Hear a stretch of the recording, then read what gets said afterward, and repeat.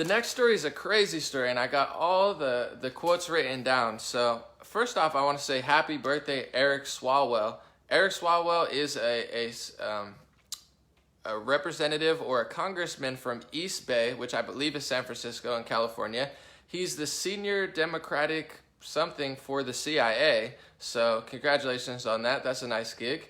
And it's his birthday, so happy birthday. I saw on Twitter, I was like, man, what a weird day to do this, but he decided to do it on his birthday, and that's what I do, is talk about stuff. So here we are. Happy birthday, Eric.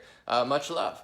So it started when John Cardillo, he tweeted this. I'm going to read it. He said, "Make no mistake, Democrats want to eradicate the Second Amendment, ban and seize all guns, and have all power rest with the state.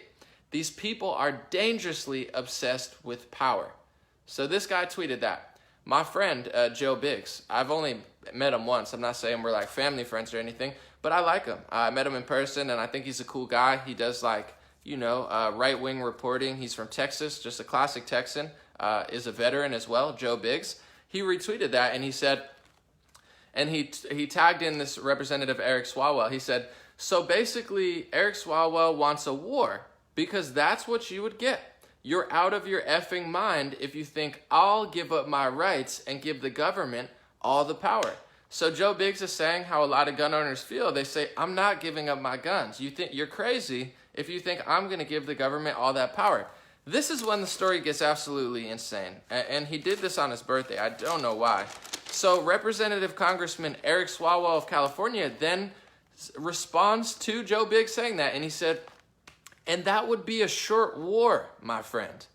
The government has nukes, too many of them, but they're legit.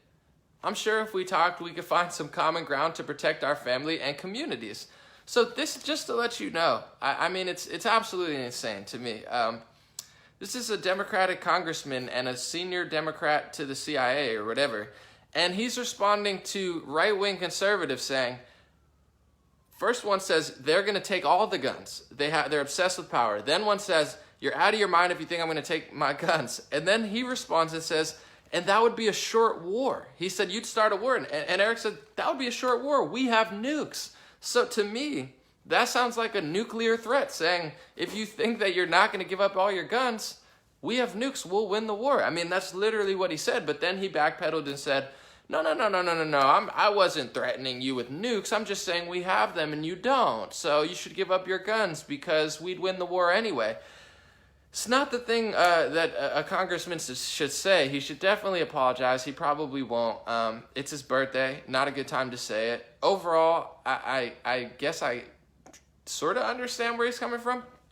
I have liberal friends, and first of all, they're just like random people who aren't on TV, so they're allowed to have these opinions, not to the public. But that's like the weirdest thing they always say to me, and I'm going to get into that in a second. They say, well, because I say I'm pro-Second Amendment because of government tyranny, first and foremost, and protection of your family, but more importantly, I don't trust that the government wouldn't do something like that if they didn't have the opportunity. I mean, Hitler wasn't 10,000 years ago. It was under 100 years ago. You know, Stalin, Mao, you name it. A lot of dictators have taken the guns and then turned on their people. And based on how the Democrats and Republicans like McCain and Romney act, I'm not really, like, they've shown me nothing over the last 2 years. Like, oh, we're better. All they've shown me is that they're even more psychopathic, angry, power-hungry, narcissistic, and egotistical than I even thought they were, and I already thought they were that. So nothing over the last 2 years made me thought, oh, now I don't think the government's tyrannical. Now I'm like, dude, the government is filled with absolute psychopaths. So I'm very pro-Second Amendment, and that's why. And then liberals always say to me, they say, well, Anomaly, what do you think? You're going to beat the military and the police and nukes? And then I say the same thing. I'm like, so you think they would nuke us just to take our guns away? I mean, at that point, then that justifies every reason that people want to own guns. If they would nuke you just to take your guns. Oh, no, we're helping you by nuking you. We're going to save your lives by nuking you. That logic makes no sense to me. And also, I've always said this even with Obama as president. I've had conspiracy theorists, and I don't say that as a negative thing. I watch conspiracy videos as well. Conspiracy theorists have said to me, they're going to try martial law. They're going to try martial law. That's always been a thing on the right and the left, that the government's going to turn against the people with the police and the military. I've forever said they're not going to be able to do it. I've always been optimistic about that because you have to understand the police officers and military people in the military, they don't hate America. They're fighting for America. So if any leader, whether it be Obama or Trump, ever said, hey, turn against the people and start fighting the people of America, probably 95% of military and police officers wouldn't do it. So they wouldn't be able to do martial law. And I've always thought that. And now that Trump has control of the police and the military, it's even more likely not to happen. So it's not like the whole military of the U.S. is going to turn against the public, but militias and gun ownership for that reason, yes, to protect against tyranny. And no, it's not going to be a full-out war. But it's absolutely insane. First of all, that logic's insane to me by my normal liberal friends because they're like, oh, you think you're going to beat the army? Well, I hope not, but if it comes down to that, like if we get invaded, like we're currently getting invaded at the southern border, if we get invaded like Syria or Libya did, and these leaders seem like they're doing it here in my personal analysis, but if we get invaded, it's not that easy. If all of the Syrian people had guns like to the teeth, it would not be that easy to invade. United States has like half the world's guns, and we're not half of the world, so it's like, yeah, I do think it's great for against government tyranny, and I understand that you think that the government would just nuke us and win, but it's a sick perspective to have, and people want to protect themselves, and in my opinion, rightfully so. So Eric Swalwell saying that would be a short war, my friend. I know what he was saying. I get that logic. It's used by a lot of liberals, but for a congressman and a senior Democrat advisor to the CIA, when someone says, hey, if you try to take my guns, you're going to start a war, and your response is, that would be a short war, my friend. We have nukes, plenty of them, and they're legit. I don't know. What do you want me to think? Someone said, who are you working for, kid? I literally work for myself. I don't know what part of anything I just said made you think that I'm working for someone. I don't know. These are my thoughts, and these are the thoughts of millions of Americans. I don't know how that bothers you. You know, the First and Second Amendment, I think, are very important. The freedom of speech and the right to bear arms. I just think if you're armed as a society, it makes more sense than not being armed.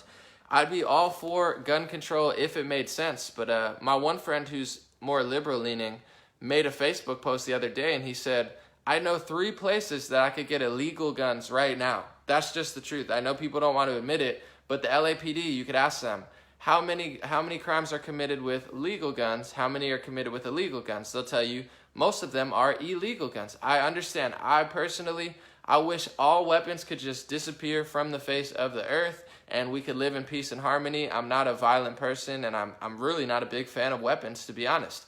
But seeing how the government's acted here, seeing how they've acted in other countries, seeing the push that the media is doing and that people are doing as far as like, your opinion doesn't matter because of your race. Your opinion is bad. You're a bad person because of your gender and your race. Oh, let me push on more gun control. No, I'm not power hungry. I would never do that. I don't know. It just doesn't seem the time for me to respond for a Democratic congressman to respond to a conservative saying we have nukes. Very interesting, thought process. Very interesting debate. I'm willing to have a gun control debate with somebody on my Make America Debate Again platform if you would like to argue or disagree with. Someone said, hold on, I'm trying to read because I do want to be interactive. This is the guy who said, Standing Rock was martial law on water protectors. I mean, I don't disagree that at Standing Rock they had militarized police trying to push their agenda. But if that's the case, then you should at least agree with me that why would you want to give up your Second Amendment if you're arguing with me and saying, oh, well, there was martial law at North Dakota and they did that to Standing Rock protesters. I agree. They had military police and they had a goal. They wanted to do the pipeline and they were pushing forward, regardless what happens. It's just like if your house, so you could say you own your house, but if they want to take your house, they'll take your house. To me, that's even more reason to believe in the Second Amendment. Whether you think martial law happened or not, that's a small segment of it. It happens on many levels. I'm talking about full-on martial law. Maybe this is where you didn't understand me. I'm talking about the conspiracy theorists that are paranoid that the entire military and the entire police force are literally going to weaponize against the entire United States of America and put people in camps. So if you understand the misunderstanding, that's where I'm not saying they can't do it on small levels. They did it in Boston as well. With the Boston bomber, they did martial law in the whole city. So you're right, they have done it, and that's even more reason to support the Second Amendment. On that note,